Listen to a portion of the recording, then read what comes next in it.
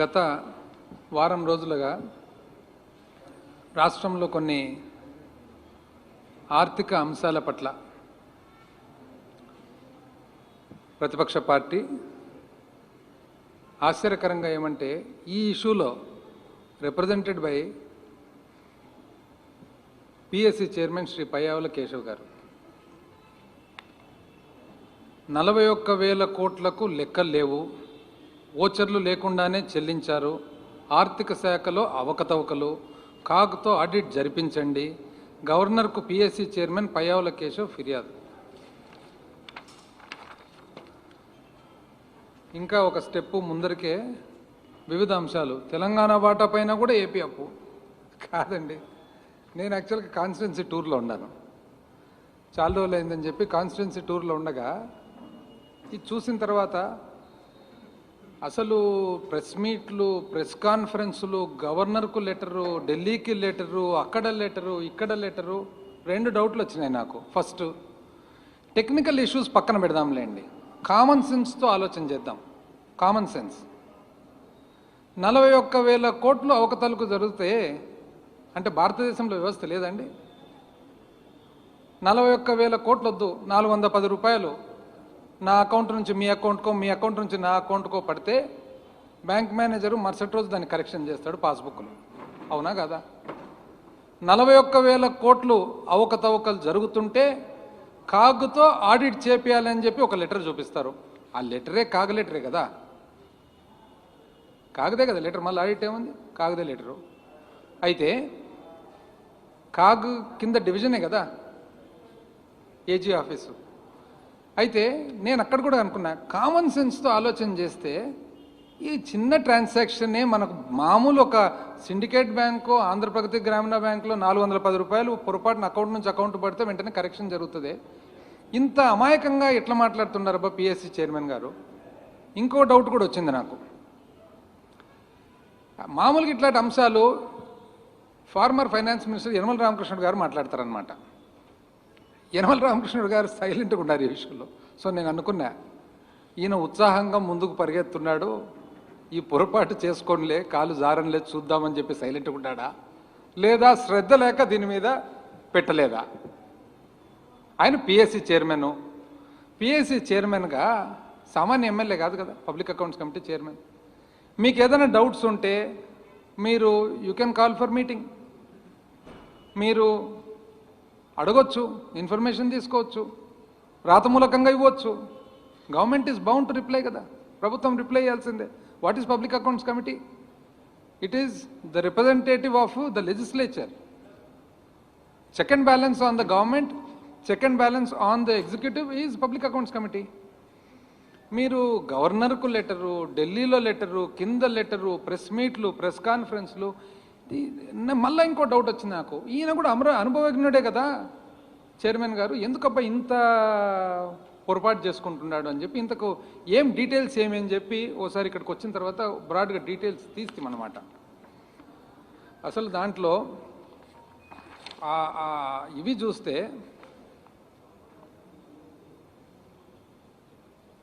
రాష్ట్ర ప్రభుత్వం జమ ఖర్చుల నిర్వహణపై సంచలనం ఆరోపణలు, సంచలనం. మరో లేఖ విడుదల చేసిన పిఎస్సి చైర్మన్ గారు, మరో లేఖ, పాత లేఖ, కొత్త లేఖ. సో ఇది చూసిన తర్వాత అసలు ఏంది ఇది అని చెప్పి చూస్తామన్నమాట. ఇది సర్వసామాన్యంగా, సాధారణంగా, నార్మల్గా ఏదైనా కానీ ఆడిట్ చేసేటప్పుడు ఆడిట్ సంస్థ ఎన్నో క్వశ్చన్స్ వేస్తారనమాట. Basically it is a question of reconciliation. రికన్సిలేషన్లో ఏమని చెప్పినారు? 41,000 చిల్లర కోట్ల వివిధ బిల్లులు పేమెంట్స్ జరిగినాయి, ఇవి అధికారికంగా ట్రెజరీ ద్వారా రూట్ కానట్లు తెలుస్తుంది, కాబట్టి దీని మీద మాకు క్లారిఫై చేయండి అని చెప్పి. Basically it's just clarification. Clarification అనుకోండి, రికన్సిలేషన్ అనుకోండి. ఇప్పుడు ఉదాహరణకు మనం ఆడిట్ సంస్థ వస్తారు, మనం ఒక పరిశ్రమ జరుపుతుంటాము. పరిశ్రమ జరిపినప్పుడు ఒక అవుట్సోర్సింగ్ వాళ్లకు పేమెంట్ చేసి ఉంటాము, అవుట్సోర్సింగ్ వాళ్లకు సపరేట్గా వాళ్ళకు వెహికల్స్ ఉంటే డీజిల్ బిల్లు డైరెక్ట్గా చేసి ఉండొచ్చు. ఒక ఉదాహరణ. అప్పుడు ఏమవుతుంది, ఏదైతే మనం డీజిల్ బిల్లు పేమెంట్ చేసినామో ఆ డీజిల్ బిల్లు పేమెంట్ కూడా అవుట్సోర్సింగ్ వల్ల పేమెంట్లోనే భాగం. కానీ కొన్ని కారణాల వల్ల మనం డైరెక్ట్గా పేమెంట్ చేసి ఉంటాము.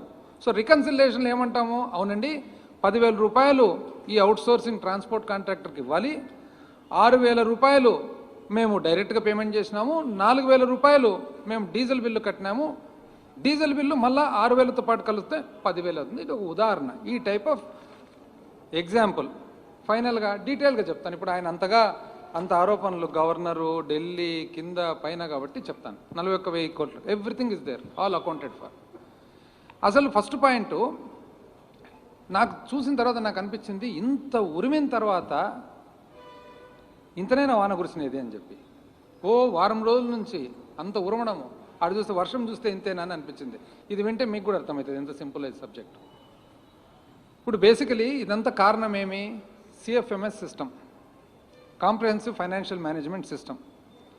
కాంప్రహెన్సివ్ ఫైనాన్షియల్ మేనేజ్మెంట్ సిస్టమ్ రాకముందు పేమెంట్స్ అన్నీ కూడా కంప్లీట్గా ఒక సిస్టమేటిక్గా, మాన్యువల్గా, ఫిజికల్గా ట్రెజరీ ద్వారా జరిగేది. సిఎఫ్ఎంఎస్ వచ్చిన తర్వాత కంప్యూటరైజేషన్తో పాటు అన్నీ కూడా స్టాండర్డైజేషన్, సెంట్రలైజేషన్ అయిపోయిందనమాట. అయితే ఇది ఎప్పుడు స్టార్ట్ అయ్యిండేది సిఎఫ్ఎంఎస్? ప్రతిపక్షం పార్టీ పొద్దున్న నుంచి సిఎఫ్ఎంఎస్ సిఎఫ్ఎంఎస్ సిఎఫ్ఎంఎస్ అని అంటారు. ఎప్పుడు స్టార్ట్ అయ్యిండేది సిఎఫ్ఎంఎస్? 2018 ఏప్రిల్ నెల, if I'm not mistaken. Correct date కూడా 2/4/2018 వర్క్ స్టార్ట్ అయింది సిఎఫ్ఎంఎస్. స్టార్ట్ చేసిన తర్వాత ఎంత ఆలోచనతో వాళ్ళు సిఎఫ్ఎంఎస్ చేసినాడో మీకు చెప్తాను చూడండి. మామూలుగా పేమెంట్ ఈజ్ ద నర్వ్ సెంటరా, ఇంచుమించు మనకు వెన్నెముక మాదిరి పేమెంట్ ప్రభుత్వానికి. సిఎఫ్ఎంఎస్ సిస్టమ్ ద్వారా పెట్టి ఎవరి చేతుల్లో పెట్టినారండి? సిఇఓ ఎవరప్పుడు? ఒక ప్రైవేట్ వ్యక్తి, ప్రభుత్వ ఉద్యోగి కాదే. ఒక ప్రైవేట్ వ్యక్తిని తెచ్చి సిఇఓగా పెట్టినది పాత ప్రభుత్వం. ఎస్ఏపి సొంతం డెవలప్ చేసుకోకుండా ఎస్ఏపి వాళ్లకు ఇంట్రెస్ట్ చేసినారు ఈ సిఎఫ్ఎంఎస్ నడిపే విధానము, దానికి సంబంధించిన సాఫ్ట్వేరు ఎక్సెట్రా. అంటే ప్రభుత్వానికి సంబంధించిన టోటల్ వెన్నెముకను తీసుకొని పోయి ఎస్ఏపి ద్వారా, ఎస్ఏపి ఈజ్ అ ఈఆర్పి, కానీ ఆ ఈఆర్పి ప్యాకేజ్ వాడాలన్నా, స్టేటే ఒకటి రోబస్ట్ ప్యాకేజ్ డెవలప్ చేసుకోవాలన్నా అనేది ఒక ప్రశ్న. రాష్ట్రం జనరల్గా రోబస్ట్ ప్యాకేజ్ సొంతం డెవలప్ చేసుకుంటుంది, కానీ వీళ్ళు పోయి ఎస్ఏపికి ఇచ్చినారు హ్యూజ్ రేట్, 300 చిల్లర కోట్లు ఇచ్చి ఎవరి చేతుల్లో పెట్టినారు? ఒక ప్రైవేట్ వ్యక్తి who's not even government employee. పెట్టిన తర్వాత 2019కి ఒక సంవత్సరం రోజులు డెవలప్ అయ్యి కాని సిస్టమ్ వదిలిపెట్టిపోయినారు. డెవలప్ అయ్యి కాని సిస్టమ్ను మనం కనుక్కొని దాంట్లో లొసుగులు కొనుక్కొని దాన్ని రెక్టిఫై చేసుకుంటూ స్టెప్ బై స్టెప్ చేసుకుంటూ వస్తుంటే 2 సంవత్సరాల తర్వాత ఇంకా కూడా ఒక సంవత్సరం టైం మిగిలిందని చెప్పి ఇంకా సంవత్సరం పడుతుందనేది మనకు తెలుస్తుంది ఈరోజు. ఉదాహరణకు ఏ పేమెంట్ అయినా కానీ ఇంతకుముందు సబ్ ట్రెజరీ పోయి సబ్ ట్రెజరీ ఆఫీసరు అథెంటికేషన్ చేసిన తర్వాత పేమెంట్ జరగాలి. ఇప్పుడు కంప్యూటర్ ద్వారా పోతుంది కాబట్టి ఆటోమేటిక్గా ఆథరైజేషన్ అనేది ఫర్ వేరియస్ ఫంక్షన్స్, ఎన్నో పనులకు ఆథరైజేషన్ అనేది ప్యాకేజీలో, ప్రోగ్రాంలో భాగంగా ఉండాలి. అది లేదు. ఇట్లా ఒకటి కాదు, ఎన్నో ఉన్నాయి. ఈరోజు దాదాపు కొంతవరకు ఇంతకుముందు చాలామంది కంప్లైంట్స్ చెప్పేవాళ్ళు, మాకు శాలరీ రాలేదు, మాకు అది రాలేదు, మాకు ఇది రాలేదు. ఇవన్నీ ఎందుకు? Because there is a deficiency in the package which we are rectifying. ఎవరు స్టార్ట్ చేసిండేది ఇదంతా? గత ప్రభుత్వం. వాళ్ళు అసలు చూసుకున్నట్లేరు ఎందుకనేది. ఇప్పుడు 41,000 కోట్లకు ఉదాహరణకు నేను చెప్తాను ఏ విధంగా అది అకౌంట్ ఫర్ అవుతుందో. ఒకటి, funds transfer to PD accounts and left unutilized were lapsed. ఎన్నవి? 15 బిల్లులు అయితే 10,895 కోట్లు. అంటే దయచేసి కొంచెం అక్కడ మాట్లాడొద్దని చెప్పండి అమ్మ వాళ్ళకు, దయచేసి సైలెంట్గా ఉండమనండి. ప్రెస్ వాళ్ళందరికీ అర్థం కావాలి కదా. ఇదంతా technical subject, financial subject, figures. దయచేసి సైలెంట్గా ఉండమనండి. 15 బిల్లులు 10,895 కోట్లు 2021. అంటే what is this? What is PD account? Personal depository account. ఇది అంటే ఒక పర్టికులర్ కార్యక్రమానికి సంబంధించి ఒక పీడీ అకౌంట్ ఓపెన్ చేస్తారు. ఆ పీడీ అకౌంట్లో అంటే ఇప్పుడు ఉదాహరణకు మనకు సెంట్రల్ స్కీమ్ ఉంటుంది, ఎన్ఆర్ఈజిఎస్ ఉంటుంది. ఎన్ఆర్ఈజిఎస్కు ఒక పీడీ అకౌంట్ ఉంటుందన్నమాట. ఆ అకౌంట్లో బడ్జెట్ ఏదైతే రిలీజ్ చేస్తామో మార్చ్ 31 నాటికి ఒకవేళ మనం వాడకుంటే డబ్బులు, వాడని డబ్బులు వాపస్ మళ్ళీ కన్సాలిడేటెడ్ ఫండ్కు పోతుందన్నమాట. సో ఆ ట్రాన్స్ఫర్ జరుగుతుంది. ఇంతకు ముందు ఎట్లుండేది, ఇది బ్యాంకులో డబ్బులు పెట్టేవాళ్ళు, బ్యాంకు నుంచి మళ్ళా త్రూ ట్రెజరీ అథెంటికేషన్ వాపస్ పోయేది. But that was the TDS system. ఇప్పుడు అంత ఎలక్ట్రానిక్ మూమెంట్ ఉంది. కాకపోతే ఆ ఎలక్ట్రానిక్ మూమెంట్ జరిగేటప్పుడు ఆటోమేటిక్గా క్యాప్చర్ కావాలి. ఆ క్యాప్చర్ అయ్యే ప్రోగ్రామ్ ఈజ్ ల్యాకింగ్. అందుకని 15 బిల్లులు 10,895 కోట్లు 2020-21 సంవత్సరంలో ఆ 41,000లో ఇదొక భాగం. పోనీ మీరు అడగొచ్చు 2020-21లో మాత్రమే జరిగిందా ఇదని. ముందది కూడా చెప్తాను. 2018-19లో సిమిలర్లీ 19,530 కోట్లు ఉన్నింది. సేమ్ ఇదే సిస్టమే. పీడీ అకౌంట్లో డబ్బులు ఉన్నాయి, మార్చ్ 31కు ల్యాప్స్ అయింది. ల్యాప్స్ అయినప్పుడు వాపస్ కన్సాలిడేట్ ఫండ్కి వచ్చింది. That was not captured because of a lacuna in the program. Similarly 2019-20లో 20,998 కోట్లు. అదేవిధంగా ఇంకొక పాయింట్, ఒక్కొక్కసారి ఏమవుతుంది, centrally assisted state plan CASPs వస్తాయి సెంట్రల్ గవర్నమెంట్ నుంచి అసిస్టెన్స్. మార్చ్ 31 అయితేనే అది ల్యాబ్స్ కాకుండా రీవాలిడేషన్ చేస్తామన్నమాట. సో రీవాలిడేషన్ ఎన్ని బిల్లులు అవి? 1,001 బిల్లులు 8,869 కోట్లు was revalidated in the year 2020-21. మూడవది కార్పొరేషన్ నుంచి కార్పొరేషన్కు, అంటే ఉదాహరణకు మనకు సపోజ్ లెటెస్ట్ సే ఏపీఎండిసి ఉంటుంది. ఏపీఎండిసి నుంచి ఇంకొక కార్పొరేషన్కు ఫండ్స్ ట్రాన్స్ఫర్ అవుతాయి. Corporation is not part of the consolidated fund కాబట్టి corporation to corporation transfers also account for 3 bills of 10,895 crores. Similarly Rythu Bharosa program పెట్టినప్పుడు రైతులకు డైరెక్ట్గా పోవాలనే ఉద్దేశంతో e Kuber government of India platform e Kuber వాడాలని చెప్పి స్టార్ట్ చేస్తే 2,728 కోట్లు ట్రాన్స్ఫర్ చేస్తే ఈ కుబేర్ కంపాటబిలిటీ లేక it could not perform the job. ఇమ్మీడియట్గా దాన్ని వాపస్ తీసుకొని మన ఆర్టీజీ ద్వారా చేయడం జరిగింది. సో ఎంట్రీ 8 బిల్లు 2,725 కోట్లు, కాంట్రా ఎంట్రీ మళ్ళీ 8 బిల్లులు 2,727 కోట్లు. Alteration memoranda for rectification of head of accounts, ఒక్కొక్కసారి ఒక హెడ్ ఆఫ్ అకౌంట్ తయారు చేసింటాము కానీ మార్పు చేయాల్సి వస్తుంది హెడ్ అకౌంట్, అప్పుడు ఆల్టరేషన్ చేసింటాం. ఉదాహరణకు ఇప్పుడు ప్రింట్ మీడియా, ఒకవేళ advertisement media, print media advertisement is 261 print మీడియాకి ఇచ్చింటాము. తర్వాత ఇది ప్రింట్ మీడియా కాదు, ఇది పొరపాటున జరిగింది, ఇది ఎలక్ట్రానిక్ మీడియాకి పోవాల్సినది అంటే అప్పుడు correction is done, that goes to head of account 262. That is called alteration memoranda. ఇది ఒక సిస్టము. దీనివలన 507 కోట్లు 28 బిల్లులు. ఆ తర్వాత debited to consolidated fund and rectified later by bill number 13002216 of 4,179 ఏదైతే చేయూతకు సంబంధించి సిమిలర్లీ జస్ట్ లైక్ హౌ రైతు భరోసాది జరిగిందో 4,179 కోట్లు. అదేవిధంగా ఒక ఫండ్ సెంటర్ నుంచి ఇంకో ఫండ్ సెంటర్కు షిఫ్టింగ్, అంటే ఉదాహరణకు లెటస్ సే ఒక ఆఫీసు విజయవాడలో ఉంటుంది, ఆ ఆఫీసు విజయవాడ నుంచి పక్కన ఏలూరుకు మారింది ఏ కారణం వల్లన్నా, అది దట్ ఈజ్ 1 బిల్ 61 లక్ష. అదేవిధంగా RLB to ULB upgradation from village, కొన్ని విలేజ్ పంచాయతీ నుంచి అర్బన్ ఆర్ఎల్బి నుంచి యూఎల్బి అంటే కొత్తగా ఫామ్ అయిన మున్సిపాలిటీస్ ఉన్నాయి, అది మార్చినారు. అవన్నీ 44 బిల్లులు 14.32 కోట్లు. కొన్ని NPS challans transfer to respective fund manager 1051 1.54 కోట్లు. అంటే కొంతమంది న్యూ పెన్షన్ స్కీమ్లో కట్టక మిస్ అయ్యి తర్వాత కట్టినప్పుడు ఏదైతే ఆ పర్టికులర్ ఫండ్ ట్రాన్స్ఫర్ పోయిందో, అంటే ఒక ఆఫీసర్ ఉంటాడు, తన కాంట్రిబ్యూషన్ కట్ కావాలి, ఏ కారణం వలన క్యాలిక్యులేషన్ వల్ల కట్ కాలేదు, సబ్సిక్వెంట్ డేట్ ఎప్పుడైతే అది కట్టారో అప్పుడు ఫండ్ ట్రాన్స్ఫర్. ఎన్నవి 1051 బిల్లులు 1.54 కోట్లు. అదేవిధంగా జిఎస్టీ, మామూలుగా ఏ వర్క్స్ కాంట్రాక్ట్ కానీ సర్వీస్ కాంట్రాక్ట్ కానీ జరిగినప్పుడు జిఎస్టీ కట్టాల్సి వస్తుంది. జిఎస్టీ కట్టినప్పుడు ట్యాక్స్ డిడక్షన్ అట్ సోర్స్, అంటే బిల్లు పేమెంట్ జరిగేటప్పుడే డిడక్ట్ అవుతుంది. డిడక్ట్ అనేది డైరెక్ట్గా జిఎస్టీఎన్కు క్రెడిట్ అవుతుంది, నేషనల్ జిఎస్టీఎన్కు. అట్లాంటివన్నీ 8,602 బిల్లులు 224 కోట్లు. అదేవిధంగా TDS on GST transferred reprocessed due to payment failed. ఒక్కొక్కసారి ఏమవుతుంది, GST కట్టింటారు, ఏ కారణం వల్లనో అకౌంట్ రాంగ్ అనో ఇంకోటో మిస్టేకో ఫీడింగ్ ఎర్రరో మళ్ళీ రీప్రాసెస్ చేసినప్పుడు 2 బిల్లులు 8 లక్షలు, అంటే డైరెక్ట్ 8 లక్షల నుంచి it is captured. Exactly 10,768 bills, 41,043 crores. అంటే 8 లక్షల నుంచి కూడా క్యాప్చర్ చేసి వీ హ్యావ్ ద డీటెయిల్స్. ఎందుకు జరిగింది అని చెప్తా. Because during the process of implementation of CFMS there are certain lacuna, కొన్ని ప్రోగ్రామింగ్ ఎర్రర్స్ ఉన్నాయి. ఆ ఎర్రర్స్ ఒకటొకటి కరెక్ట్ చేసుకుంటూ వస్తున్నాం. దీనికి ఎవరండి కారకులు? ఇంత ఆశ్చర్యంగా, అసలు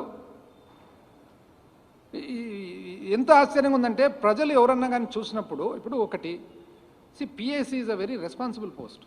ప్రతిపక్షం కూడా రెస్పాన్సిబుల్, పాలకపక్షం అంతకంటే రెస్పాన్సిబుల్.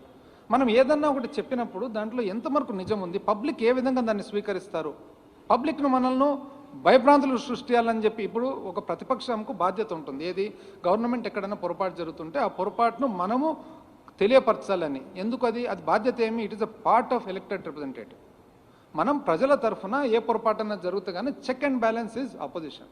ఇది చెక్ అండ్ బ్యాలెన్స్గా వాడుతుండారా లేకుంటే ఉద్దేశపూర్వకంగా పాలకపక్షాన్ని ఇబ్బంది పెట్టాలనే ఆలోచన. ఇప్పుడు మనం ఏ ఉద్దేశంతో ఇది మాట్లాడుతున్నాం అనేది కూడా ఇట్ బికమ్స్ ఇంపార్టెంట్. బికాజ్ ఇవన్నీ కూడా ఈ సేమ్ డీటెయిల్స్ నేను వచ్చి నాకు 1 day 2 daysలో ఏదైతే వచ్చిందో మీకైనా వచ్చేదే కదా. ఇది అఫీషియల్ ఇన్ఫర్మేషన్. ఇంకా ఇది కాక అందుకని దీనికి పేరు పెట్టినామన్నమాట. మామూలు దీపావళి టపాసులు ఉంటాయి చూడండి, 40,000 లడి అని మనం అంటిస్తే పట్టపట్ట అంటుకొని పోతాయి. అట్లా 1000 లడి 2000 లడి అట్లా. ఇది 40,000 అయిపోయింది కదా, ఇప్పుడు 17,000 ఉంది ఇంకోటి, అది కూడా చెప్తా. ఏది కొత్తగా మళ్ళా తెలంగాణ వాటా పైన కూడా ఏపీ అప్పు. వింటారండి ఎవరన్నా? పక్క రాష్ట్రం మీద అప్పు తీసుకుంటే కానీ ఎవరన్నా కానీ ఉండనిస్తారా? ఏం తీసుకోకుండానే రావాల్సినవి రావడం లేక ఒప్పుకుంటారు ఎవరైనా? తెలంగాణ మీద అప్పు, తమిళనాడు మీద అప్పు, ఒరిస్సా మీద అప్పు, మన మీద వాళ్ళ అప్పు, ఏంది ఇవన్నీ? దానికి చెప్పండి. మళ్ళా గతంలో అదనంగా వాడేశారు కాబట్టే ఇప్పుడు కోత. మరింత స్పష్టంగా వివరాలు ఇవ్వండి, రాష్ట్ర ఆర్థిక శాఖ కేంద్రం లేక. దాని తర్వాత ఇంకేమి? అప్పుల్లో కనికట్టు. ఏంది అప్పుల్లో కనికట్టు? కాసుల వేటలో ఓడిపోయే, అప్పు పుట్టే దారేది అంటే ఇవన్నీ ఉద్దేశపూర్వకంగా రాష్ట్రాన్ని బదనాం చేయాలని చెప్పే ఆలోచనతో సిస్టమేటిక్గా జరుగుతున్నట్లుంది. ఇది కూడా చెప్తాను ఏందో సబ్జెక్ట్. ఇదేమి? ఒక లెటర్ వచ్చిందండి. ఎక్కడి నుంచి వచ్చింది లెటరు? గవర్నమెంట్ ఆఫ్ ఇండియా నుంచి ఒక లెటర్ వచ్చింది. ఎప్పుడు? 30 జూన్. ఏమని? మీకు రావాల్సిన ఏదైతే మామూలుగా సంవత్సరానికి ప్రతి రాష్ట్రానికి ఇంత అప్పు చేసేదానికి ఒక పర్మిషన్ ఉంటుంది. ఏ విధంగా ఉంటుంది అది? స్థూల ఉత్పత్తి మీద ఒక పర్సెంటేజ్గా. అంటే ఈ సంవత్సరం ఒకవేళ 3% ఉందంటే 3% స్థూల ఉత్పత్తి మీద, 3.5 అంటే 3.5 అంటే ఉదాహరణకు 1,00,000 కోట్లు ఉందనుకోండి, 1,00,000 కోట్ల మీద మనకు 3% చేసేదానికి ఉంటుందన్నమాట.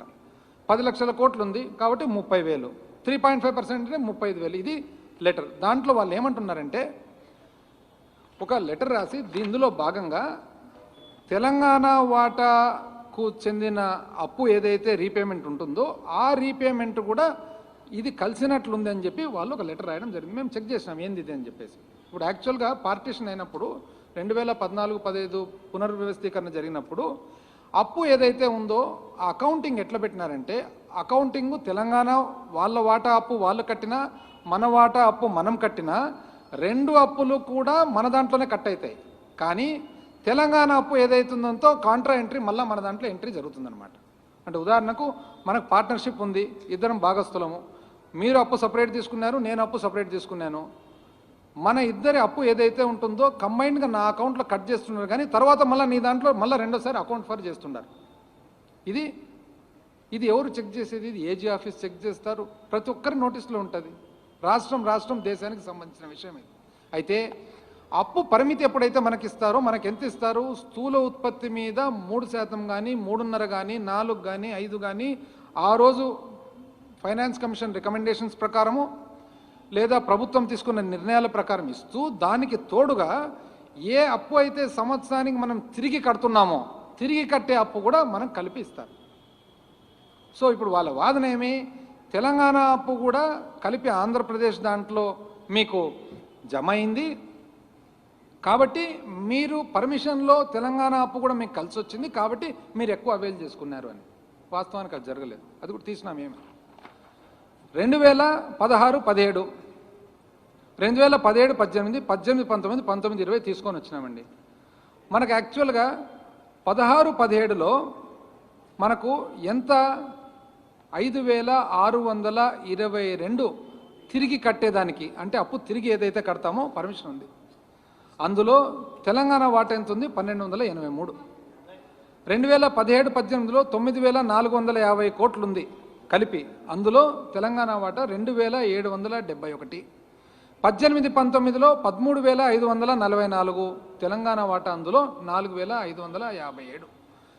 19, 20లో 18,265 దాంట్లో తెలంగాణ వాటా 6,411. సో వీళ్ళ అర్థం ఏమంటే ఈ 6,411, 4,557, 2,771, 1,283 కలిపి 15,000 చిల్లర కోట్లు ఏదైతే తెలంగాణ వాటా ఉందో అది కూడా పొరపాటున మన దాంట్లో ఎంట్రీ అయింది. ఆ ఎంట్రీ వలన మనం దానికి కూడా పర్మిషన్ వచ్చింది మనకు. కాబట్టి ఈరోజు మేము దాన్ని తగ్గించుకుంటాం మీకు ఇచ్చేసిన వాళ్ళు అంటున్నారు. కాకపోతే పొరపాటు అయింది. వాళ్ళు ఏ లెటర్ అయితే రాసినారో వాళ్ళకు కూడా తెలియక జరిగింది. యాక్చువల్గా వాస్తవానికి జరిగినది ఏమంటే మనకు పర్మిషన్ ఏదైతే 2016, 17 మనకు ఎలిజిబిలిటీ అంటే ఎంతైతే మనం తీసుకునేదానికి మనకు హక్కు ఉందో 24,418 కోట్లు. అదేవిధంగా 17, 18లో 33,244 కోట్లు. 18, 19లో 41,113. 19, 20లో 53,576. 20, 21 రివైజ్డ్ అకౌంట్స్లో రివైజ్డ్ ఎస్టిమేట్స్లో 63,167. ఇవి మనకు వచ్చిన ఎలిజిబిలిటీ, మనకు వచ్చిన హక్కు వాళ్ళు ఇచ్చినది. కానీ మనము యాక్చువల్గా మనం తీసుకునేది 2016, 17లో 21,229. 17, 18లో 25,429. 18, 19లో 33,554. 19, 20లో 45,645. మరి 20, 21లో 54,629. అంటే ఏదైతే వాళ్ళు పరిమితి ఇచ్చినారో పరిమితి కంటే మనం చాలా తక్కువ తీసుకున్నాము. అందులోనే వాళ్ళు ఏదైతే తెలంగాణ వాటా ఉందో తెలంగాణ వాటా కట్ చేసే తీసుకున్నాము అనేది ఇక్కడ నిర్ధారణ అవుతుంది. మరి ఎందుకు పెరిగింది అనేది, ఎక్కడి నుంచి వచ్చింది 17,000 కోట్లు అంటే చెప్తా. ఎవరైతే ఆరోపణలు చేస్తారో వాళ్ళ వల్లనే వచ్చినాయి. ఎప్పుడు కూడా వీళ్ళంతే చాలా అసలు ఆలోచన తక్కువ, ఆవేశం ఎక్కువ, విపరీతమైన ఆవేశం. వీళ్ళకి ఎవరు నేర్పించినారో, పైనుంచి కింద నేర్పించినారో, కింద నుంచి పైన నేర్పించినారో. మేమైతే ఏదన్నా ఒక్క ప్రెస్ కాన్ఫరెన్స్ పెట్టి ఒక ఆరోపణ చేసే ముందర మా గురుగారు ఉండేగారు ఇంతకుముందు, మన దువ్వూరు సోమయాజులు గారు చాలా బాగా నాకు చెప్పేవాళ్ళు, రాజేంద్ర చాలా జాగ్రత్తగా చూసుకోమ్మా, ఏం మాట్లాడుకున్నా పర్వాలే కానీ ఏదన్నా మాట్లాడితే మాత్రం సబ్స్టెన్స్ ఉండాలి, లేకుంటే కానీ పొరపాటు జరుగుతుంది అని చెప్పి. వీళ్ళు ఎందుకంత ఆవేశపడతారో అర్థం కాదు. ఎందుకు చెప్తున్నా, వీళ్ళు ఏం చేసినారు, పబ్లిక్ అకౌంట్ ఏదైతే ఉందో, అంటే మనకు ఆర్బీఐలో consolidated fund of the state ఒకటి ఉంటుంది, పబ్లిక్ అకౌంట్ ఒకటి ఉంటుంది. పబ్లిక్ అకౌంట్ అనే దాంట్లో ఎన్నో ట్రాన్సాక్షన్స్, ప్రావిడెంట్ ఫండ్లు, అదర్ ఇంకోటి మధ్యవర్తంగా వచ్చేటివన్నీ కూడా పబ్లిక్ అకౌంట్లో టెంపరీగా ఉంటాయన్నమాట.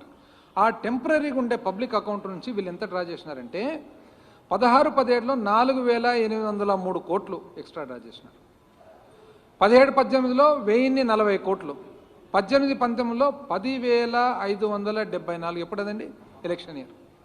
కరెక్ట్గా ఎలక్షన్ ఇయర్ పబ్లిక్ అకౌంట్ నుంచి 10,574 కోట్లు డ్రా చేయడం జరిగింది. మన ప్రభుత్వం వచ్చిన తర్వాత 19, 20లో మనము 6,957 కోట్లు మనం డ్రా చేయడం జరిగింది. కానీ అది నలిఫై అయింది. ఎందుకు నలిఫై అయిందంటే 20, 21 వచ్చేటప్పటికి మనం పరిమితి 63,167 కోట్ల పరిమితం ఉన్నా మనం డ్రా చేసినది ఓన్లీ 56,602 కోట్లు. అంటే పాత సంవత్సరం 6,000 కోట్లు ఏదైతే పబ్లిక్ అకౌంట్ నుంచి వచ్చిందో దాన్ని భర్తీ చేసేసినాం అన్నమాట. కాబట్టి ఈ మొత్తము 17,000 చిల్లర కోట్లు ఏదైతే ఉందో, అంటే ఏదైతే పరిమితి తగ్గిస్తున్నామని చెప్పి కేంద్రం రాష్ట్రానికి రాసిందో దానికి 16,419 కోట్లు బికాజ్ ఆఫ్ పాత గవర్నమెంట్.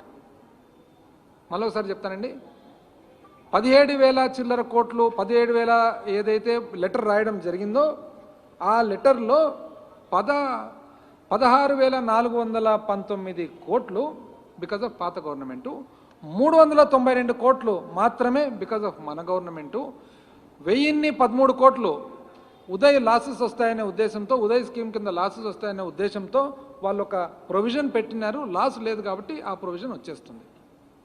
ఇంత క్లియర్గా ఉంటే ఏమేమండి తెలంగాణ వాటా కూడా అంట, తెలంగాణ వాటా మనమే వాడుతున్నామంట, పక్క రాష్ట్రం వాడే దాంట్లో. అంటే వీళ్ళకి అందరు సఖ్యత ఉండేది ఇష్టం ఉన్నట్లేదు చూస్తుంటే. అసలు ఎంత ఆశ్చర్యంగా ఉంది చూడండి. అందుకని నాకు వీళ్ళు చూసిన తర్వాత అనిపిస్తుంది, ఎవరు మా ఊర్ల పక్క చెప్తుంటారనమాట, ఇది అంచు డాబే కానీ పంచడాబు లేదని చెప్పి. పంచ కట్టుకుంటాం కదా, అంచు మాత్రం ఫ్యాషనబుల్గా ఉంటుంది, ఎవడన్నా చూస్తేనే టక్కని చెప్పి ఏం పెట్టినారబ్బా పంచ అని. లోపల పంచలో మాత్రం ఉండదు, స్టఫ్ ఉండదు. ఇది వీళ్ళది. అసలు ఎంత ఆశ్చర్యకరమైన ఇది ఏమంటే, ఇంకా మాటలకు ఇంకోటి అప్పుల్లో కనికట్టు ఓడిపోతాము, ఓవర్ డ్రాఫ్ట్ చేస్తాము, ఇంకోటి చేస్తాము, పరపతి పోయే ఉన్న పరపతి కూడా వీళ్ళు తీసేటట్టు ఉన్నారు చూస్తుంటే. రాష్ట్రానికి కేంద్రం షాకు ఎందుకు ఇస్తారండి? షాకు ఫెడరల్ సెటప్ ఇది, ఎవరెవరికి షాక్ ఇస్తారు? అప్పు కావాలా ఏంటి ఇవన్నీ? రాష్ట్రానికి మర్యాద తీసేసే పనులు. అవునండి అప్పు చేసినాం, ఏమి తప్పేమి? నాకు అర్థం కాలే. ఏమి అంటే మన ఇష్ట ప్రకారం అప్పు చేయొచ్చు అని అనుకుంటున్నారు అందరు? లేదే, మనకు ఒక పరిమితి ఉంటుంది, ఆ పరిమితి లోపల చేస్తున్నాం. ఏ పరిస్థితుల్లో చేస్తున్నాం మనం? ఏ పరిస్థితుల్లో? 2019-20లో వాస్తవానికి 19-20లో స్లో డౌన్ అయిపోయింది, ఎకానమీనే స్లో డౌన్ అయిపోయింది. ఎకానమీ ఏ విధంగా స్లో డౌన్ అయింది అందరికీ తెలుసు. 20-21 నుంచి కోవిడ్, 21-22 కోవిడ్, ఈ పరిస్థితులు చేయాల్సి వచ్చింది. సామాన్య మానవుని కాపాడుకునేదానికి, పరిపాలన చేసేదానికి మరి ప్రభుత్వము అన్ని రకాలుగా ఒకవేళ పరిపాలన చేసేదానికి అప్పు చేయాల్సిన పరిస్థితి వచ్చింది. మనం ఒక్కరమే కదా చేస్తుండేది, ప్రతి ఒక్కరు చేస్తున్నారు. ఎవరు చేయలేదండి? ప్రపంచంలో ఎవరు చేయలేదు చెప్పండి నాకు. ఒక రాష్ట్రం చెప్పండి అప్పు చేయని రాష్ట్రం, ఒక దేశం చెప్పండి అప్పు చేయని దేశం. ఎందుకు దానికి అంత ఉలిక్కి పడుతున్నా? మీరు చేసినారే, మీరేం తక్కువ చేసినారు అప్పు? మీరెంత అప్పు చేసినారనేది సిఏజీఆర్ కూడా చెప్తా. మీరు చేసిన అప్పన్న కనీసము ఇక్కడ ఈరోజు ఈ ప్రభుత్వం చేసిన అప్పన్న కనపడుతుంది, పేదవానికి కనపడుతుంది, రైతు అకౌంట్లో పడుతుంది, పొదుపు మహిళల అకౌంట్లో పడుతుంది, వాళ్ళు కష్టపడి ఏదైనా పని చేసుకునేదానికి వాళ్ళకు ఉపాధి కల్పించడానికి పడుతుంది, విద్యార్థుల అకౌంట్లో పడుతుంది, ఆరోగ్యశ్రీలో పడుతుంది, అన్నీ పడుతుంటాయి. మీరు చేసినది ఎక్కడ ఉండండి? ఏమనంటే ఏం చెప్తారో తెలిసినా, దానికి మేము కాన్ఫెడరేషన్ ఆఫ్ ఇండియన్ ఇండస్ట్రీ ద్వారా మేము వైజాగ్లో సమ్మిట్ పెట్టినామండి, కాబట్టి పరిశ్రమ వచ్చిందండి. మనకు తెలియదండి 5 ఏళ్లలో ఎంత పరిశ్రమలు వచ్చినాయనేది. ఊరికే చెప్పుకోవడం కానీ ఏం పరిశ్రమ?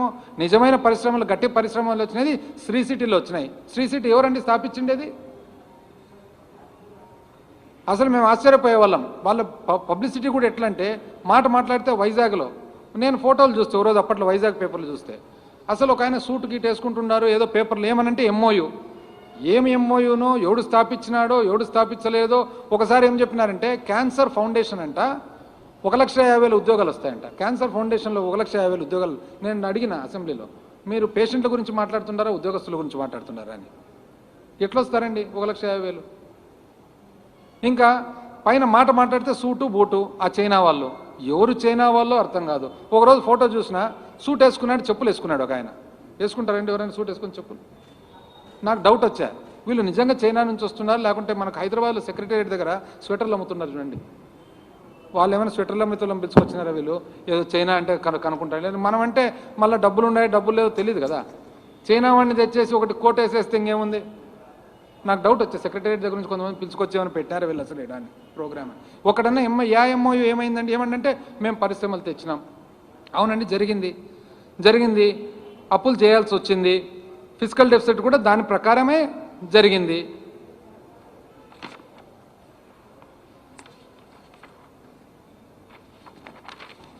రెండు 2016 నుంచి చూస్తే మామూలుగా 28% ఉండేది, 30 దాటింది.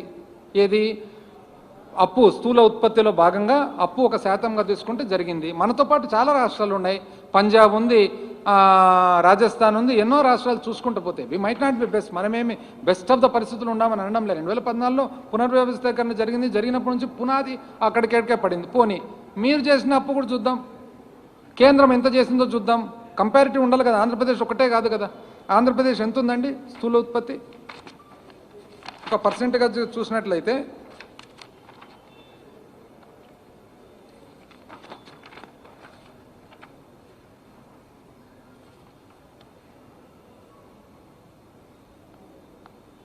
Physical deficit as percentage of GSDP ఎంత ఉందండి? 19-20లో 4.08, 20-21లో 5.51. కరెక్టే. కేంద్రం ఎంత ఉందో చూద్దామండి. అప్పటికి 19-20లో కేంద్రం 4.60, 20-21 వచ్చి 9.50. అంటే మనం 5% చిల్లర మనం ఉంటే 9% చిల్లరలో కేంద్రం ఉంది. మళ్ళీ కేంద్రం ఎందుకు ఉందండి? కోవిడ్ పరిస్థితి వలన ఎవరికి రాలేదు, రాబడి రాలేదు. మీరు అనొచ్చు కొన్ని రాష్ట్రాలు ఉన్నాయి, కొన్ని బాగున్నాయి. మహారాష్ట్ర బాగుంది, కర్ణాటక, వాళ్ళు అప్పులు చేస్తున్నారు. మనకంటే ఫైనాన్షియల్ సౌండ్ కాబట్టి మనకంటే కొద్దిగా బెటర్ ఉన్నారు. కేంద్రం పరిస్థితి అదేవిధంగా. పోనీ మనం చేసిన అప్పు గురించి మాట్లాడితే యాక్చువల్గా సెంట్రల్ గవర్నమెంటు 8.44 అంటే 2014 నుంచి 2019 2014 నుంచి 2019 కేంద్రము తీసుకున్న సంవత్సరం మీద సంవత్సరం అప్పు గ్రోత్ చూస్తే 8.44% ఉంటే, అదే 2014 నుంచి 2019లో రాష్ట్రం తీసుకున్న అప్పు మీద అప్పు చూస్తే 18.36. పాత ప్రభుత్వము 18.36 వాళ్ళ శాతము CAGR, compounded annual growth rate. Same మనది కూడా చూద్దాం, వాళ్ళకి ఎవరు చెప్తే కాదు కదా, మనం కూడా చూసుకోవాలి కదా. అంటే 2014 నుంచి 2019 కేంద్రము సంవత్సరం మీద సంవత్సరం తీసుకున్న అప్పు కాంపౌండెడ్ యాన్యువల్ గ్రోత్ రేట్ పెరుగుదల చూస్తే 8.44% ఉంటే, మన ప్రభుత్వము ఆంధ్రప్రదేశ్ రాష్ట్ర ప్రభుత్వం 2014 నుంచి 19 18.36% ఉంది. సేమ్ థింగ్ ఇప్పుడు 2019 నుంచి 21 2 సంవత్సరాలు కేంద్రము యాన్యువల్ గ్రోత్ రేట్ 15.26 అయితే మన ప్రభుత్వం చూసినది 16 ఉంది. మనము కేంద్రము ఇంచుమించు సమానంగా ఉన్నాము. అప్పుడు మాత్రము మన రాష్ట్రము కేంద్రం కంటే 3 అంతలు అప్పు గ్రోత్ రేట్ ఉంది. మళ్ళీ దీనికి ఎవరు చెప్తారండి సమాధానం? కేంద్రం కూడా 2020-21లో ఎంత ఉందండి? రెవెన్యూ డెఫిసిట్ వచ్చేసి 7.5%, ఫిజికల్ డెఫిసిట్ వచ్చేసి 9.5%. మనం 5% ఉన్నప్పుడు వాళ్ళు 9.5 ఉన్నారు. ఎవరేం చేయగలుగుతారు? ఇది పరిస్థితులు బాగాలేక అది వచ్చినాయి. మనం కాన్షియస్గా చేసినాం, అవును చేస్తున్నాం. ఎందుకు కాపాడుకోవద్దా? Common man కాపాడుకోవద్దా? కోవిడ్ను ఎదుర్కోవద్దా? సామాన్య మానవుడు కింద ఏ విధంగా బ్రతుకుతాడు? మొత్తము లాక్డౌన్ చేయకుంటేనేమో పెరుగుతుంది, లాక్డౌన్ చేస్తేనేమో బాధ. పెరుగుదల చూడండి, పన్ను మామూలుగా 2018-19 16.6% పెరిగిండేది. 19-20కి వచ్చేటప్పటికి 6.5. కేంద్రం అట్లే ఉంది, మనం అట్లే ఉన్నాము. మరి 20-21 వచ్చేటప్పటికి -9, మైనస్లో పడిపోయినాం. రాబడి లేదు. రాబడి లేనప్పుడు మనం ఏం చేయగలుగుతాం చెప్పండి? పోనీ కనీసం మనమన్నా ఏదైనా కానీ మనం చూసుకునేది వెరీ కాన్షియస్గా, మనము సిస్టమేటిక్గా కామన్ మ్యాన్కు, సామాన్య మానవునికి ఎవరికైతే ప్రభుత్వం భరోసా ఇవ్వాల్సిన అవసరం ఉందో, ఎవరైతే ప్రభుత్వం ఒక తండ్రిగా చూడాల్సిన బాధ్యత ఉందో, ఎస్ దానివల్ల కొన్ని ఇబ్బందులు కూడా ఉన్నాయి, ఎదుర్కోవాలి, తప్పదు కదా పరిస్థితి. మనం ఈ విధంగా చూసినట్లయితే ఎంతండి, ఆల్మోస్ట్ 2 సంవత్సరాలకు గాను అమ్మఒడి అయితేనేమి, జగనన్న అమ్మఒడి అయితేనేమి, జగనన్న వసతి దీవెన అయితేనేమి, జగనన్న విద్యా దీవెన అయితేనేమి, విదేశీ విద్య కానీ, వైఎస్ఆర్ రైతు భరోసా కానీ, 0 వడ్డీ అయితేనేమి, YSR free crop insurance, input subsidy, మత్స్యకార భరోసా, 0 వడ్డీ, పెన్షన్ కానుక, చేయూత, ఆసర, బీమా, కాపు నేస్తం, నేతన్న నేస్తం, చేదోడు, లా నేస్తం, వాహన నేస్తం, ఇవన్నీ కలిపితే 2 సంవత్సరాలు గాను ఇంచుమించు 1 లక్ష చిల్లర కోట్లు డైరెక్ట్గా పబ్లిక్ లేకపోవడం జరిగింది. ఇంచుమించు బెనిఫిషరీస్ వచ్చేసి కొన్ని కోట్లాది మంది బెనిఫిషరీస్కు, లబ్ధిదారులకు డైరెక్ట్గా పోయింది. వాళ్ళు చేసినారండి. వాళ్ళు ఎట్లా చేసినారు? అప్పట్లో గుర్తుందా వాళ్ళు చేసిండేది? ఏమన్నంటే ఆయన అన్న స్పీచ్లోనే ఒకసారి ఆశ్చర్యం ఉంటుంది. 9 ఏళ్ళు ఏమని చెప్పినాడు ఆయన? చంద్రబాబు నాయుడు గారు ఏమేమి అసలు వ్యవసాయం దండగా, సబ్సిడీలు పుల మీద స్వారీ, ఉచితంగా ఏది ఇవ్వడానికి వీల్లేదు, ఉచిత విద్యుత్ ఇస్తే తీగలు బట్టలు ఆరేసుకోవాల్సి వస్తుంది, యూజర్ ఛార్జీలు ఖచ్చితంగా పెట్టాల్సిందే. ఇవి కాక మళ్ళా ఎక్కడికి పోయినా కూడా ప్రతి సంవత్సరం డావోసు, ఏం చేసినారో డావోస్లో నాకు అర్థం కాదు. డావోస్కి అయితే ఖచ్చితంగా పోయినారు. లాస్ట్కి ఎటువంటి పబ్లిసిటీ అంటే ఇటలీకి పోతే ఇటలీ వాళ్ళు అడిగినారంట, అబ్బా సార్ మీరే సార్ మాకు ప్రధానమంత్రి ఉండాలి, ఎప్పుడు వస్తారు సార్ ఈయన ఇటలీకి అంట. ఇంకా చూడండి ఎట్టుందో, ఇటలీకి పోతే ఇటలీ వాళ్ళు రమ్మంటారు, లండన్కి పోతే లండన్ వాళ్ళు రమ్మంటారు, జపాన్కి పోతే జపాన్ వాళ్ళు రమ్మంటారు, సింగపూర్కి పోతే ఇంకా మేలు ఆయనక క్యూఓ ఎవరు ఉండారు చూడండి, మెయిన్ ఆయన ఫౌండరు, ఆయన్నే ఈయన స్ఫూర్తిగా తీసుకున్నారని రాసుకోలేదు, ఒక్కటి రాలే. నేను చెప్తున్నాడు ఏం చేసినారు ఇంతకు వాళ్ళు చెప్పిన పనులు ఏమేమి చేసినారంటే, వాళ్ళు రైతులు లాస్ట్కు ఒక రైతు భరోసా, మన రుణమాఫీ ఒక్కటి చూస్తే 87,000 కోట్లు కట్టాల్సినది నిక్కుకుంటా 15,000 కట్టక చేసి వాళ్ళ అకౌంట్లను భ్రష్టు పట్టించి, అదేవిధంగా మొత్తం పొదుపు మహిళలు ఎవరైతే ఉన్నారో వాళ్ళ అకౌంట్లను భ్రష్టు పట్టించి వాళ్ళని కట్టొద్దని చెప్పి బాబు వస్తున్నాడు. ఆ సినిమాలు అసలు టీవీలో కూడా బాబు ఒకరు ఏడ్చుకుంటూ ఒకరు బీరువాళ్ళు లాక్కుంటుంటే, బ్యాంక్ వాడు వచ్చి లాగుతుంటే బాబు వస్తున్నాడని చెప్పి మొత్తం అంతా భ్రష్టు పట్టించాను అంత అకౌంట్. కనీసం ఈ ప్రభుత్వం అన్న అప్పో సొప్పో చెప్పిన ప్రకారం చేసుకొని భ్రష్టు పట్టిలే కదా అకౌంట్స్ను. చెప్పినాము, ఏమని చెప్పినాము, రైతులకు ఏమని చెప్పినాము, ముఖ్యమంత్రి గారు ఏమన్నారు, 50,000 రూపాయలు 4 కంతులు అన్నారు. 4 కంతులు పోయి 5వ కంతు కూడా ఇస్తున్నాం కదా, 12,500 13,500 ఇంక్లూడింగ్ సెంట్రల్ షేర్. అదేవిధంగా మనము ఆసరా 27,000 కోట్లు 4 విడతల్లో మొదలుపెట్టినామా లేదా? చేయుత చెప్పిన ప్రకారం మొదలుపెట్టినామా లేదా? ఉన్నాయి, కష్టాలు ఉన్నాయి, మనం ఏం కాదని దాన్ని నటన ఏం లేదు, మనమేమి దాన్ని రిఫ్యూజ్ చేయడం లేదు కదా. కనీసం వాళ్ళ మాదిరి ఊరికే లేని అబద్ధాలు చెప్పుకుంటా ఇది చూడండి. అసలు ధాన్యం వాళ్ళ పెండింగ్ ఎన్ని కట్టినామని మనం ధాన్యం సేకరణ వాళ్ళు వదిలిపెట్టిపోయినది 960 కోట్లు, విత్తనాల సబ్సిడీ 384 కోట్లు, సూక్ష్మ చిన్న మధ్యతరగతి పరిశ్రమలు ప్రోత్సాహకాలు 963 కోట్లు, విద్యా దీవెన 1880 కోట్లు, ఆరోగ్యశ్రీ పెండింగే, రైతు విద్యుత్ సబ్సిడీ పెండింగ్, అగ్రికల్చర్ 14,000 చిల్లర కోట్లు ఇంచుమించు పెండింగ్ పెట్టిపోయినారు. మళ్ళా అడ్వర్టైజ్మెంట్ మాత్రం చూస్తే అన్ఎంప్లాయిడ్ యువనేస్తాం ఎప్పుడు పెడతారు? యువనేస్తాం 1 సంవత్సరం ముందర చెప్పినదన్నా ఇచ్చినారంటే తీరా అంతా చేసి ఇచ్చినంత 273 కోట్లు అంతే. దాని తర్వాత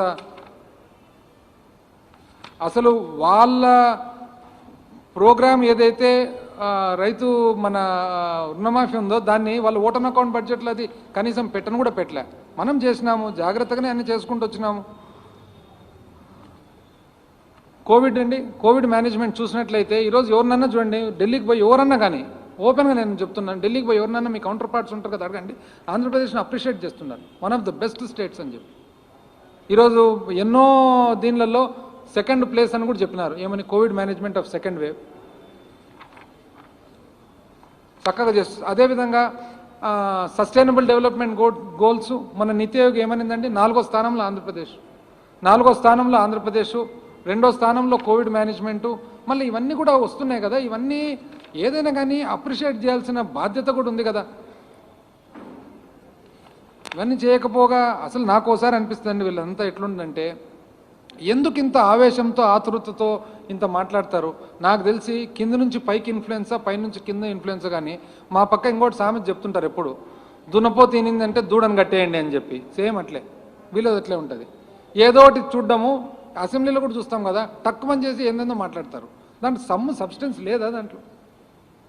దయచేసి నేను అందరికీ, చైర్మన్ గారికి, ఇంకోరికి అందరికీ ఏం కోరుతున్నా అంటే, ఏదన్నా సార్ రెస్పాన్సిబుల్ పోస్టు, దయచేసి మీరు ఇన్ఫర్మేషన్ కాల్ఫర్ చేయండి, ఇన్ఫర్మేషన్ తీసుకొని మాట్లాడండి. అంతేగాని ఇట్లా పబ్లిక్ను భయభ్రాంతులు సృష్టించొద్దండి. భయభ్రాంతులు సృష్టించి ఇప్పుడు as it is a Covid సిచ్యువేషన్లో బ్యాడ్ సిచ్యువేషన్ ఉంది. బ్యాడ్ సిచ్యువేషన్ ఉన్నప్పుడు కన్స్ట్రక్టివ్గా ఏదన్నా కానీ ఉండాలి, కానీ డిస్ట్రక్టివ్ సలహాలు, డిస్ట్రక్టివ్ కేవలం జస్ట్ బికాజ్ మనకు మీడియా మీద గ్రిప్ ఉంది కదా అని చెప్పి మీడియా ద్వారా ఇట్లా డైలీ ఆ అప్పు దొరకలేదు, ఈ అప్పులు ఎక్కువ పెట్టినారు, దాంట్లో ఎక్కువ ఇచ్చినారు, దీంట్లో తక్కువ ఇచ్చినారు, ఏంటండి ఇవన్నీ? దీంట్లో ఒక దాంట్లోనే ఏదన్నా సబ్స్టెన్స్ ఉందా? దయచేసి నేనైతే త్రూ దిస్ ఈ వేదిక ద్వారా ఎవరైతే రెస్పాన్సిబుల్ పీపుల్ అక్కడ ఉన్నారో వాళ్ళందరినీ నేను అందుకని అనుకున్నా, ఫస్ట్లే అనుకున్నా యనమల రామకృష్ణుడు గారు మాట్లాడాలని, ఇష్యూ ఎందుకు మాట్లాడలేదు నేను అనుకున్నా. ఈయన ఉత్సాహంగా పరిగెత్తున్నాడు, పడతాడు పడనిలే అని చెప్పి వదిలిపెట్టినాడు ఏమన్నా డాక్టర్.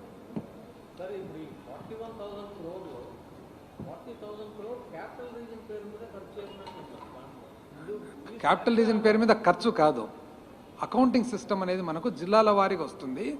సో మనకు క్యాపిటల్ రీజన్లో most of the PD accounts are maintained in this. ఖర్చు అక్కడ జరిగిందని కాదు, PD accounts are maintained in this reason.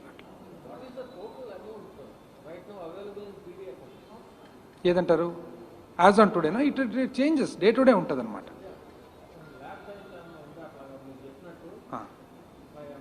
అంటే పీడీ అకౌంట్లో ఎంత ఉందనేది డే టు డే 6,000 ఉండొచ్చు, 7,000 ఉండొచ్చు, on day to day basis. It is like an account, మన అకౌంట్ బ్యాలెన్స్ మాదిరి. ఈరోజు మన అకౌంట్లో ఎంత ఉందంటే ఈరోజు మన బ్యాంక్ బ్యాలెన్స్ చూసుకుంటే తెలుస్తుంది. అట్లా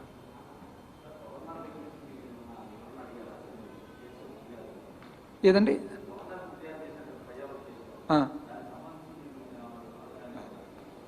ఎవరికైనా కానండి సింపుల్ కామన్ సెన్స్ కదా. ఇది భారతదేశంలో అకౌంటింగ్ లేదా, సిస్టమ్ లేదా? నేను ముందనే చెప్తే కదా, మనం గ్రామీణ బ్యాంకుకి పోతే 410 రూపాయలు పక్కకు పోతే కానీ మరుసటి రోజు మళ్ళీ అడ్జస్ట్ చేస్తాడు, 41,000 కోట్లు ఎట్లా పోతుందండి? I have given complete details కదా, ఇంక్లూడింగ్ బిల్ నెంబర్స్ ఇచ్చి.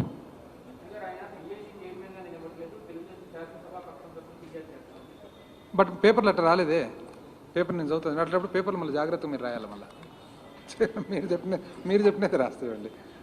అన్ని దానిలో పిఎస్సి చైర్మన్ అనే కదా వచ్చిండేది.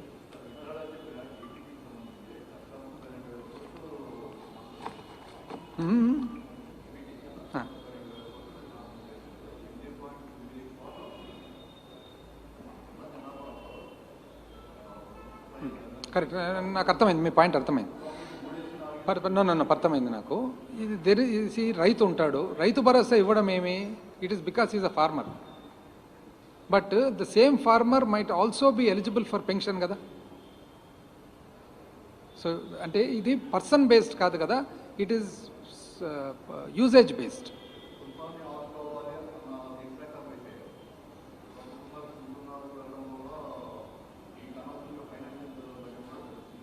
That is there.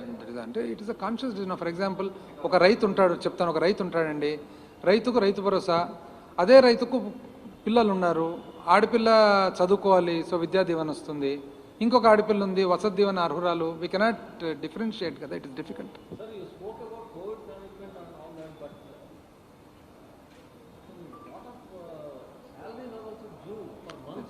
నేను చెప్తున్నా అండి, salaries due for months level and it is only no I'll tell you, no salaries can be due for more than a particular time. It is only that మనకు దాదాపు 12 లక్షల చిల్లర మంది పోస్టులు ఉంటే దాంట్లో అవుట్ సోర్సింగ్ అని, టైం స్కేల్ అని, ఇంకోటని రకరకాలు ఉన్నాయన్నమాట. ఇవి డిపార్ట్మెంట్ ఓరియంటెడ్ అనమాట. సో డిపార్ట్మెంట్ ఓరియంటెడ్ అన్నప్పుడు ఏమవుతుందంటే ఆ డిపార్ట్మెంట్ ఏ కారణం వలన అప్లోడింగ్ కానీ ఇంకోటి కానీ, ఒక సింపుల్ ఉదాహరణ చెప్తాను. నిన్న నా నోటీస్కి వచ్చింది ఉదాహరణ. నిన్న మా 3 days బ్యాక్ మన పెనంలూరు శాసనసభ్యులు శ్రీ పార్థసారథి గారు, ఫార్మర్ మినిస్టర్ గారు నాకు ఫోన్ చేసినారు. వచ్చి ఆ కొత్త వాళ్ళ నియోజకవర్గంలో ఏ ఊరండి, పీతో స్టార్ట్ అవుతుంది చూడండి ఊరు, తాడిగడప రీసెంట్గా it is upgraded to municipality. కానీ అప్గ్రేడ్ చేసిన తర్వాత శాలరీస్ రాలేదు ఫ్యూ మంత్స్ నుంచి. నేను ఇమ్మీడియట్గా అడిగినాను నిన్ననే, ఏమంది సబ్జెక్ట్ అంటే, తాడిగడప హెస్ బీన్ అప్గ్రేడ్ అయినప్పుడు ఏదైతే మనకు మనీ డ్రాయింగ్ ఫెసిలిటీ ఉండదో it has to be enabled. ఆ ఎనేబులింగ్ అనేది జరగలేదన్నమాట. అట్లా కొన్ని ఇప్పుడు కొంతమంది అవుట్ సోర్సింగ్ వాళ్ళు ఉంటారు, కొంతమంది ఆ 104లో కొన్ని ఎంప్లాయీస్ టెంపరీగా. ఇది బేసికలీ డిపార్ట్మెంట్స్ నుంచి మనకు రావాలి. డిపార్ట్మెంట్స్ నుంచి వస్తేనే salaries absolutely there is no issue. అదే అండి, ఒక పర్టికులర్ కేటగిరీ. ఇదే తాడిగడప 3 నెలలు 4 నెలల నుంచి పెండింగ్ ఉంది. మరి ఎందుకుంది? Somebody has to come say. అదే కదా నేను చెప్పేది, CFMS has not been completely enabled. So ఇది ఎట్లా పర్సనల్గా మాన్యువల్ ఇంటర్వెన్షన్ వచ్చి ఒక వ్యక్తి వచ్చి దాన్ని కూర్చొని దాన్ని మళ్ళీ ఎనేబులింగ్ ఇచ్చి అక్కడ ఎవరైతే డీడీఓ ఉన్నాడో డీడీఓకు డ్రా చేసే కెపాసిటీ ఇస్తేనే పేమెంట్ కెన్ బి.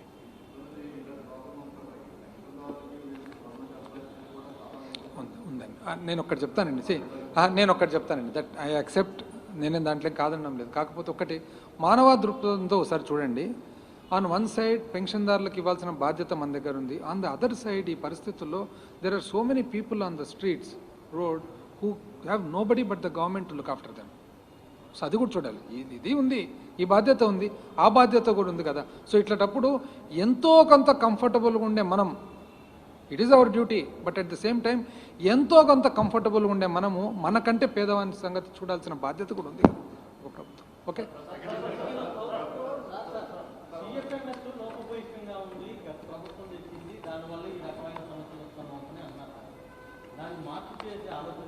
చేస్తుంది. No, we are rectifying, we are trying to create a parallel system also. వాళ్ళు ఎటువంటి ఆలోచనతో చేసినారంటే, ఇంత ఇప్పుడు మనం ఉన్నామండి, సిఎఫ్ఎంఎస్ సిఇఓస్గా ఎవరిని పెట్టినా మనం గవర్నమెంట్ వచ్చినాక, హరీంద్ర గారు IAS officer, Ravi Subhash Pattan Shetty IAS officer, వాళ్ళు పెట్టినారు. మీకు అందరికీ తెలుసు, ప్రైవేట్ వ్యక్తి.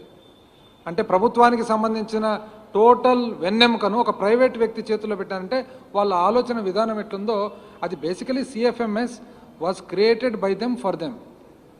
వాళ్ళే తయారు చేసుకున్నారు, వాళ్ళ కోసమే తయారు చేసుకున్నారు.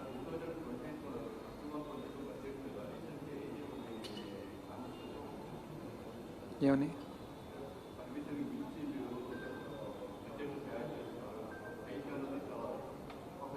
నేను చెప్తున్నా కదా సి కేంద్రము